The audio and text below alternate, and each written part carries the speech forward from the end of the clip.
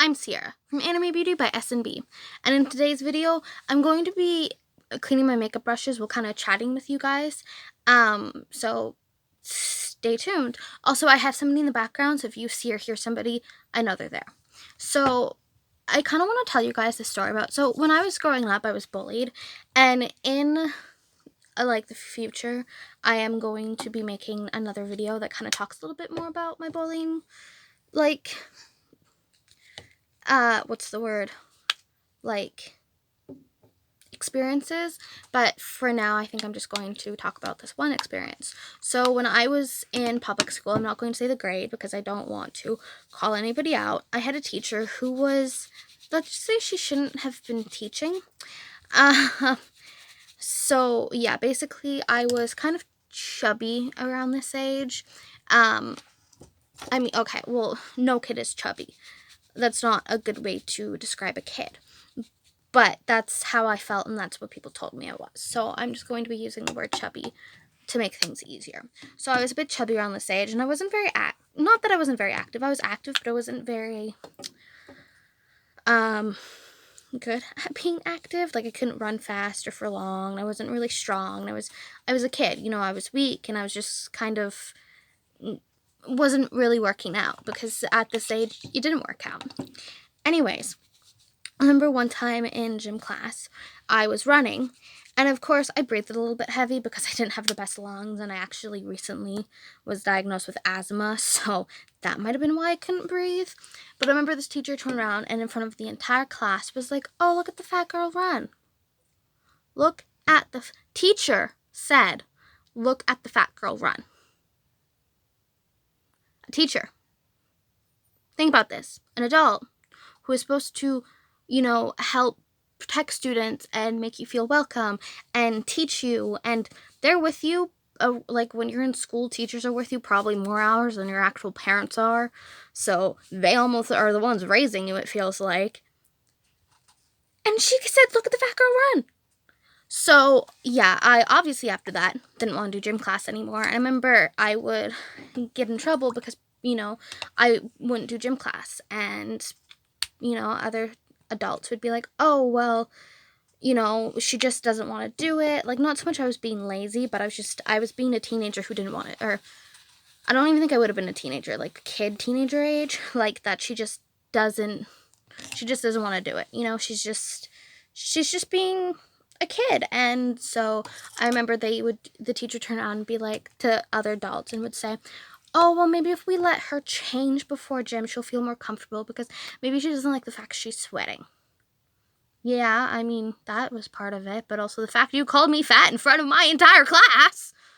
Did you think maybe that had something to do with the reason why I didn't want to do gym class?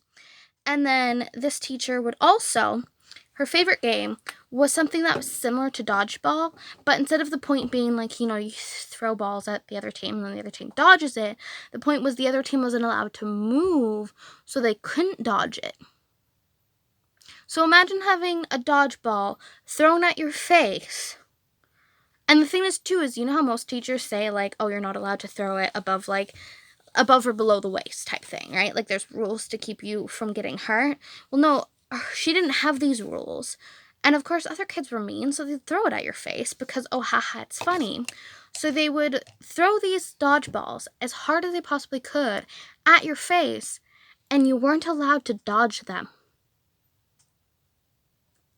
Again, you weren't allowed to dodge them. So on top of the fact that, one, this teacher would call me fat in gym class, you add on top that when I did participate in gym class and she didn't call me fat, I had balls being whipped at my head, which we kind of wonder why I have brain issues now.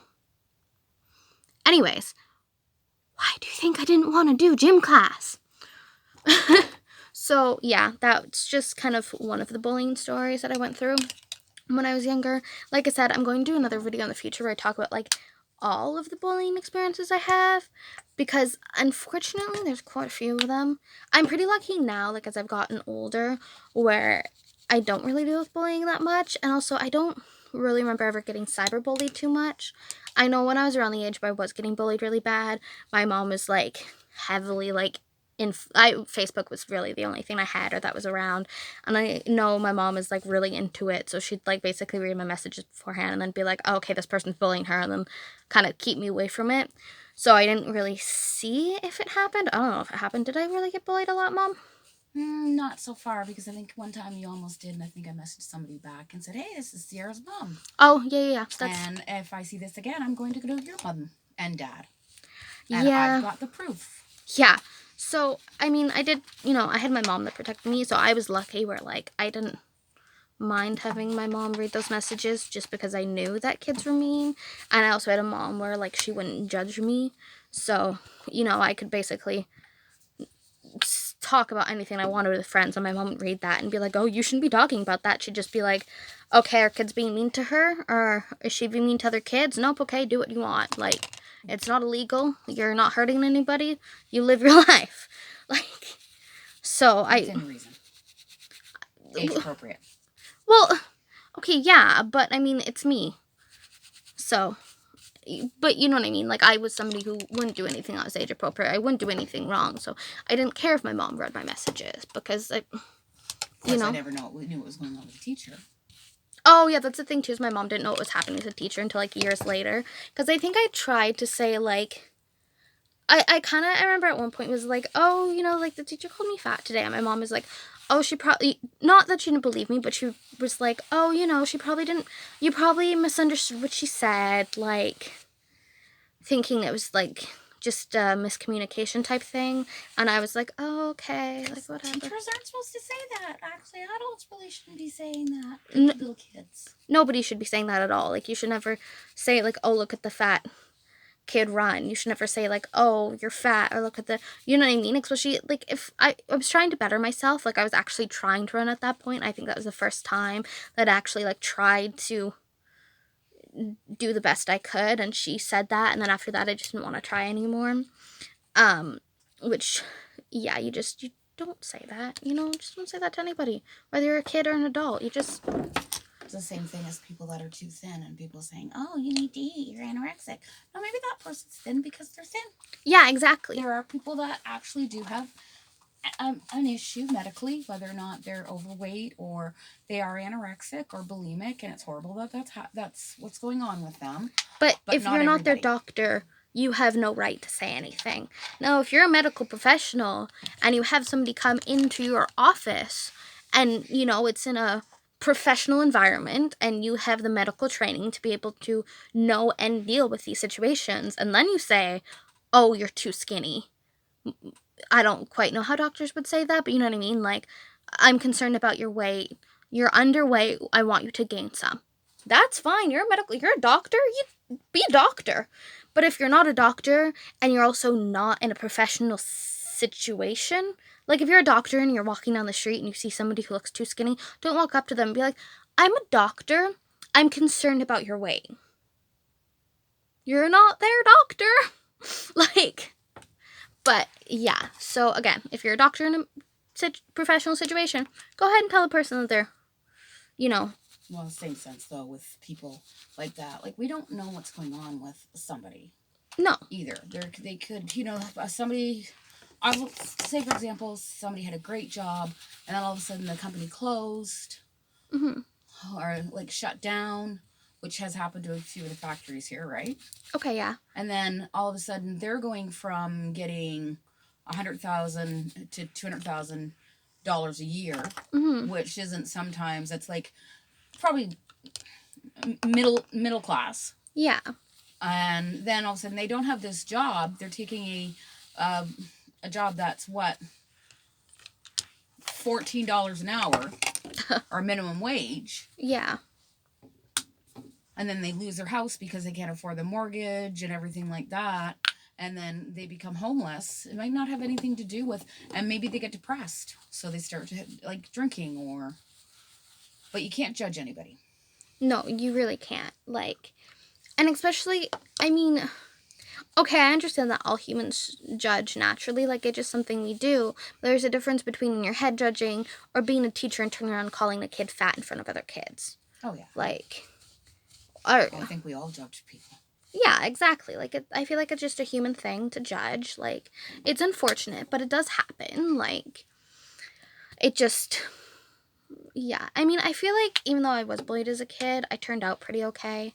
Like, I mean, I had to work really hard on confidence, but I feel like I'm a fairly confident person now. Well, see, the thing is, too, is like I remember being younger and people would be like, well, you have a pretty face, but you're kind of chubby. Thanks? Like, that's not a compliment, right? Like, well, your face is nice, but the rest of you not so much. Okay. But I feel like now my confidence, like, I'm very confident in my face, but I'm not very confident in my body. And like I said, I'm definitely trying to get better. Like, I'm way better than I was in high school. Like, I was just. Do you remember how unconfident I was in high school, Mom? Mm-hmm. Yeah, that was the time. So I'm not exactly where I want to be, but I feel like there's also, a lot of people on the internet now that are like, oh, being plus sized is beautiful and it's okay to be plus sized. And it kind of makes me feel bad that, I almost need that. I think it's better with that now that they do have that because, I mean, there used to be like you had to be a certain size at some point in time. I mean, it's still like that to a point. It is but still like that to a point, but I think more people are actually coming out and saying, like even people on like in the media that are coming out and saying, "Hey, I'm not going to be a size 2 ever. Like my bone structure is not going to let me be a size 2." And yeah. let's be great. I've like those girls that are size 0s, they're beautiful. Yeah. Like, I just feel bad that I needed people. Oh, it was probably a cat. Okay. That like I needed people in the media to say that it was okay to be plus size to be comfortable in my skin. Yes. I wish that, I could have felt that way when the media wasn't saying it was okay, because I want, you know what I mean? Like, I wish I could have come to that conclusion on my own, not because other people have told me it's okay. Like, does that make sense? Yeah, no, it's the same thing. Yeah. If you're watching, if you ever watch, read, or look on whatever, and they've got an actress who's it looks beautiful in this dress, Mm-hmm. and then they look at her stomach on a side view, and she might have like that stomach thing sometimes girls have that has a little bit of a poof. Oh, all girls have that. That's called your uterus. And it's like, oh my God, look at it. Is she pregnant? No, she probably just ate. Maybe she bloats. Yeah. Yeah, girls also, just so you know, you will never have like a flat stomach like they show in magazines and stuff, because you have organs on your inside, and like I just said, you have this thing called a uterus. And if you don't know what a uterus is, then go ask your mom. Or a woman in your. But yeah, you have If a you uterus. don't have a dad, go ask a dad. Yeah, Freak go him out ask. a little bit. Freak him out a little bit. Yeah, go ask an adult. Or just. Anyways. But that makes it your stomach is never flat because of. Could read a book. Yeah, you could read a book. Anyways, just. Yeah. But I just.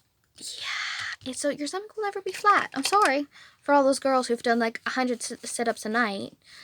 But now if you're wondering why doing 100 sit-ups a night and you still don't have a flat stomach, again, you have organs.